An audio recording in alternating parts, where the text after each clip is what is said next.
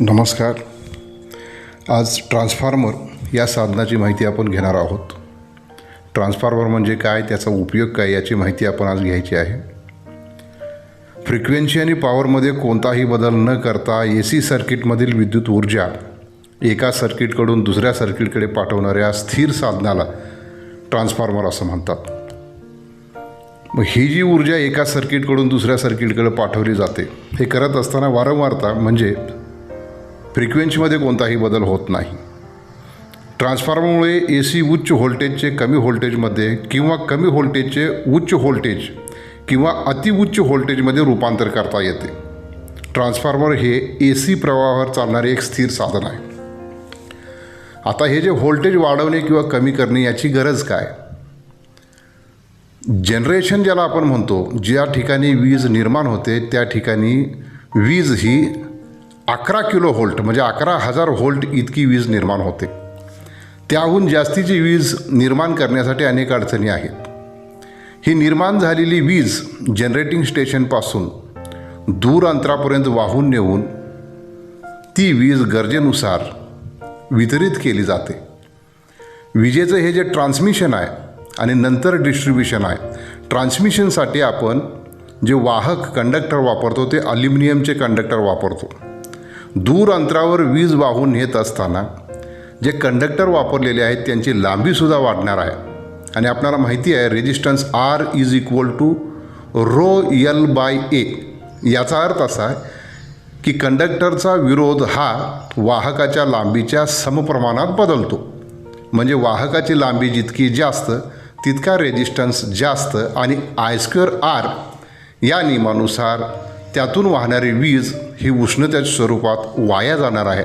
आणि डेस्टिनेशनच्या ठिकाणी ज्या ठिकाणी आपल्याला ती वीज घ्यायची आहे त्या ठिकाणी आपल्याला व्होल्टेज कमी मिळणार आहे. म्हणून विजेचं वहन करत असताना वीज ही वाढवली पाहिजे. यासाठी 11 किलो व्होल्ट जे जनरेटिंग स्टेशनजवळ निर्माण झालेलं आहे ते 11 किलो व्होल्ट वाढवणे, विजेचं वहन करणे आणि नंतर गाव पातळीवर गरजेनुसार औद्योगिकरणासाठी 440 व्होल्ट आणि घरगुती वापरासाठी 230 व्होल्ट अशा पद्धतीत वीज कमी करून वापरणे या कारणासाठी ट्रान्सफॉर्मर वापरतात.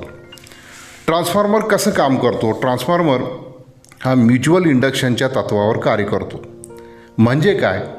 एकमेकांच्या जवळ ठेवलेल्या 2 कॉईलपैकी एका कॉईलला जर AC सप्लाय दिला तर त्या कॉईलभोवती निर्माण होणाऱ्या बदलत्या चुंबकीय रेषामुळे दुसऱ्या कॉईलमध्ये EMF म्हणजे इलेक्ट्रोमोटिव्ह फोर्स निर्माण होतो. या क्रियेला म्युच्युअल इंडक्शन असे म्हणतात. हे जे बदलते चुंबकीय क्षेत्र आहे, बदलत्या चुंबकीय रेषा आहेत, या फक्त आणि फक्त अल्टरनेटिंग करंट AC सप्लायमुळेच होतात. म्हणून ट्रान्सफॉर्मर हा फक्त आणि फक्त AC सप्लायवरच कार्य करतो. ट्रान्सफॉर्मरचे 3 भाग असतात: प्रायमरी वाइंडिंग, सेकंडरी वाइंडिंग आणि कोअर. आता प्रायमरी वाइंडिंग म्हणजे काय? ट्रान्सफॉर्मरला बाहेरून दिला जाणारा AC सप्लाय ज्या वाइंडिंगला जोडतात त्याला प्रायमरी वाइंडिंग असं म्हणतात. ट्रान्सफॉर्मरच्या ज्या वाइंडिंगमधून बाहेरील लोडला सप्लाय दिला जातो त्याला सेकंडरी वाइंडिंग असं म्हणतात. आणि हे प्रायमरी आणि सेकंडरी हे दोन्ही वाइंडिंग धरून ठेवणे आणि चुंबकीय मंडल पूर्ण करणे हा जो घटक असतो त्याला कोअर असं म्हणतात. कोअर हा हे दोन्ही वाइंडिंग धरून ठेवतो, त्याच्यावर हे वाइंडिंग गुंडाळलेले असतात. ट्रान्सफॉर्मरची कार्यपद्धत आता आपण बघतोय.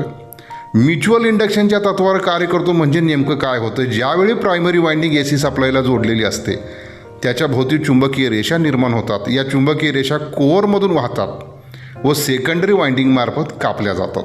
त्यामुळे सेकंडरी वाइंडिंगमध्ये म्युच्युअल इंडक्शनमुळे EMF निर्माण होतो. हा निर्माण झालेला विद्युतदाब सेकंडरी वाइंडिंगला वेढ्यांच्या संख्येवर म्हणजे नंबर ऑफ टर्न्सवर अवलंबून असतो. जितके नंबर ऑफ टर्न्स जास्त तेवढी निर्माण झालेला दाब सेकंडरीचा हा जास्त असतो. सेकंडरी वाइंडिंग लोडला जोडला तर सेकंडरीमधून प्रवाह व्हावा लागतो. अशा प्रकारे ट्रान्सफॉर्मर कार्य करीत असतो. आता ट्रान्सफॉर्मेशन रेशो म्हणजे काय थोडक्यात आपण बघायचं आहे.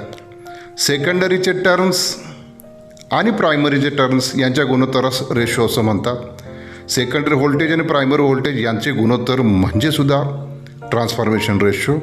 प्रायमरी करंट आणि सेकंडरी करंट यांचा गुणोत्तर म्हणजे सुद्धा ट्रान्सफॉर्मेशन रेशो. आता ट्रान्सफॉर्मरचे फायदे.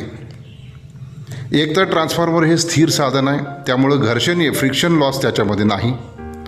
कोणताही त्यामध्ये फिरणारा भाग नाही, त्यामुळे त्याचं मेंटेनन्स अतिशय कमी असतो. विद्युत शक्तीचे रूपांतर अगदी सहज आणि कमी खर्चात होते. त्यामुळे विद्युत शक्तीचे एका ठिकाणाहून दुसऱ्या ठिकाणी कमी खर्चात पाठवता येते. स्थिर साधन असल्यामुळे इन्सुलेशन करणं सोपं जातं. ट्रान्सफॉर्मर हा इतका महत्त्वाचा घटक आहे, त्याचे प्रकारही अनेक आहेत. आता ट्रान्सफॉर्मरचे वेगवेगळ्या घटकानुसार प्रकार पडलेले आहेत. व्होल्टेजवरून 2 प्रकार आहेत, step up transformer, step down transformer. फेजवरून पडणारे प्रकार single phase transformer, 3 phase transformer. वापरावरून पडणारे पॉवर ट्रान्सफॉर्मर आणि डिस्ट्रीब्युशन ट्रान्सफॉर्मर. आणि कोअरवरून 3 प्रकार पडतात, core type transformer, shell type transformer आणि बेरी टाईप ट्रान्सफॉर्मर. आता जे पहिला प्रकार आहे व्होल्टेजवरून, स्टेप अप आणि स्टेप डाऊन. स्टेप अप म्हणजे काय? ज्या ट्रान्सफॉर्मरमध्ये इनपुट व्होल्टेजपेक्षा जास्त आउटपुट व्होल्टेज मिळतो त्याला स्टेप अप ट्रान्सफॉर्मर म्हणतात. स्टेप डाऊन ट्रान्सफॉर्मर म्हणजे काय? ज्या ट्रान्सफॉर्मरमध्ये दिलेल्या इनपुट व्होल्टेजपेक्षा कमी आउटपुट व्होल्टेज मिळतो त्याला स्टेप डाऊन ट्रान्सफॉर्मर म्हणतात. हे जास्त आणि कमी जे व्होल्टेज आहे हे नंबर ऑफ टर्न्सवर अवलंबून आहे, ते आपण ट्रान्सफॉर्मेशन रेशोमध्ये पाहिलेलं आहे. फेजवरून पडणारे प्रकार सिंगल फेज ट्रान्सफॉर्मर आणि 3 फेज ट्रान्सफॉर्मर. सिंगल फेज म्हणजे काय? याच्यामध्ये एक प्रायमरी वाइंडिंग आणि एक किंवा अनेक सेकंडरी वाइंडिंग असतात. दोन्ही बाजूला सिंगल फेज सप्लाय दिलेला असतो, याला सिंगल फेज वाइंडिंग म्हणायचं. वेल्डिंग मशीनसाठी वगैरे हा ट्रान्सफॉर्मर वापरतात. 3 फेज ट्रान्सफॉर्मर म्हणजे काय? प्रत्येक फेजसाठी 3 स्वतंत्र प्रायमरी आणि 3 स्वतंत्र सेकंडरी वाइंडिंग असतात. उच्च शक्ती असणाऱ्या 3 फेज ट्रान्सफॉर्मरचा उपयोग ग्रीड स्टेशन, प्रायमरी सबस्टेशन अशा ठिकाणी केला जातो. आता सिंगल फेज आणि 3 फेज या ट्रान्सफॉर्मरमध्ये 3 फेज ट्रान्सफॉर्मरचा फायदा काय असतो? तर त्या 3 फेज ट्रान्सफॉर्मरसाठी जागा कमी लागते, वजनाने हलके असतात, किंमत कमी असते, देखभाल आणि दुरुस्ती खर्च कमी असतो. ट्रान्सफॉर्मरचा पुढचा प्रकार आहे तो वापरावरून, पॉवर ट्रान्सफॉर्मर आणि डिस्ट्रीब्युशन ट्रान्सफॉर्मर. पॉवर ट्रान्सफॉर्मर म्हणजे काय? जे ट्रान्सफॉर्मर ट्रान्समिशनच्या डिस्ट्रीब्युशन ट्रान्सफॉर्मर लाईनवर जोडलेले असतात त्यांना पॉवर ट्रान्सफॉर्मर म्हणतात. ते डायरेक्ट जोडलेले असतात, याला डायरेक्ट लोड जोडलेला नसतो.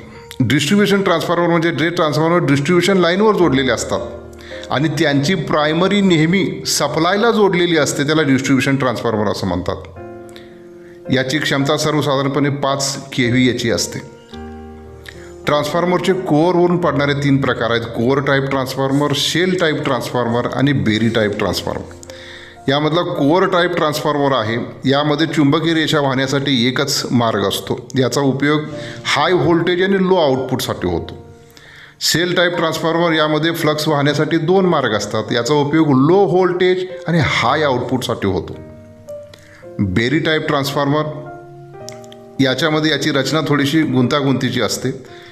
अधिक शक्तीची आवश्यकता असणाऱ्या ठिकाणी हा ट्रान्सफॉर्मर वापरला जातो. याच्यामध्ये कोअरच्या संख्ये इतके चुंबकीय रेषा वाहण्यासाठी मार्ग असतात. त्यानंतर ड्राय ट्रान्सफॉर्मर आहे, ऑटो ट्रान्सफॉर्मर आहे. ऑटो ट्रान्सफॉर्मर म्हणजे ज्या ट्रान्सफॉर्मरमध्ये प्रायमरी आणि सेकंडरीसाठी एकच वाइंडिंग असते त्याला ऑटो ट्रान्सफॉर्मर असं म्हणायचं. यामध्ये एकाच वाइंडिंगचा काही भाग प्रायमरी आणि काही भाग सेकंडरी म्हणून काम करतो. 3 फेज इंडक्शन मोटरच्या ऑटो ट्रान्सफॉर्मर स्टार्टर म्हणून हाय व्होल्टेज टेस्टरमध्ये याचा वापर करतात. एक महत्त्वाचा भाग आहे इन्स्ट्रुमेंट ट्रान्सफॉर्मर. इन्स्ट्रुमेंट ट्रान्सफॉर्मर म्हणजे काय? याच्यामध्ये 2 प्रकार पडतात. एक आहे तो पोटेन्शियल ट्रान्सफॉर्मर आणि दुसरा करंट ट्रान्सफॉर्मर. अतिउच्च दाब आणि अतिउच्च प्रवाह मोजण्यासाठी, म्हणजे 11,000 व्होल्ट किंवा 1,000 अँपियर या ज्या राशी मोठ्या आहेत या मोजण्यासाठी तितक्या मोठ्या विद्युत मीटर तयार करण्याची काही आवश्यकता नाही. आपण नेहमी वापरत असलेले लहानच्या रेंजच्या मीटरवर सुद्धा या राशी मोजता येतात. त्यासाठी पोटेन्शियल ट्रान्सफॉर्मरची निर्मिती केलेली आहे. पोटेन्शियल ट्रान्सफॉर्मर हा स्टेप डाऊन ट्रान्सफॉर्मर असतो. याची प्रायमरी हाय टेन्शन लाईनला जोडलेली असते आणि सेकंडरी कमी रेंजचे व्होल्टमीटर असते. याचा उपयोग हाय टेन्शन लाईनचा उच्च दाब मोजण्यासाठी होतो. करंट ट्रान्सफॉर्मर हा स्टेप अप ट्रान्सफॉर्मर असतो. याची प्रायमरी हाय टेन्शन लाईनला जोडलेली असते, एकसरमध्ये जोडतात आणि सेकंडरीला कमी रेंजचे अमीटर बसवून कॅलिब्रेशन पद्धतीनं करंट मोजलेला असतो. हाय टेन्शन लाईनचा उच्च प्रवाह मोजण्यासाठी करंट ट्रान्सफॉर्मर वापरतात. ट्रान्सफॉर्मर वापरत असताना त्याच्यामध्ये वाइंडिंग आहे, त्यामुळे त्याच्यामध्ये लॉसेससुद्धा होत असतात. या लॉसेसमध्ये कॉपर लॉसेस, आयर्न लॉसेस यांचा समावेश आहे. आयर्नमध्ये सुद्धा 2 प्रकार पडतात, एडी करंट लॉस आणि हिस्टेरिसिस लॉस.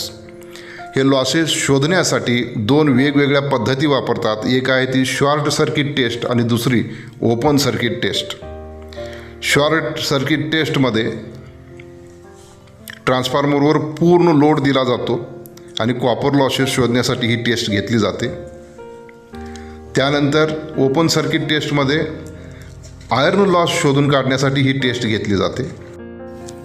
ट्रान्सफॉर्मरची वाइंडिंग हा सुद्धा एक महत्त्वाचा घटक आहे. वाइंडिंग करत असताना काही गोष्टींचा प्रामुख्याने विचार करावा लागतो. उदाहरणार्थ करंट रेटिंग, इम्पिडन्स, तापमानात होणारा बदल, व्होल्टेज, शॉर्ट सर्किट स्ट्रेंथ इत्यादी. वाइंडिंगचे अनेक प्रकार आहेत की जसे cylindrical winding, helical winding, double helical winding, multilayer helical winding इत्यादी. ट्रान्सफॉर्मर हे एक स्थिर साधन आहे की जे विद्युत ऊर्जा एका सर्किटपासून दुसऱ्या सर्किटकडे पाठवते आणि हे होत असताना फ्रिक्वेन्सीमध्ये कोणताही बदल होत नाही. ही ट्रान्सफॉर्मरची माहिती होती.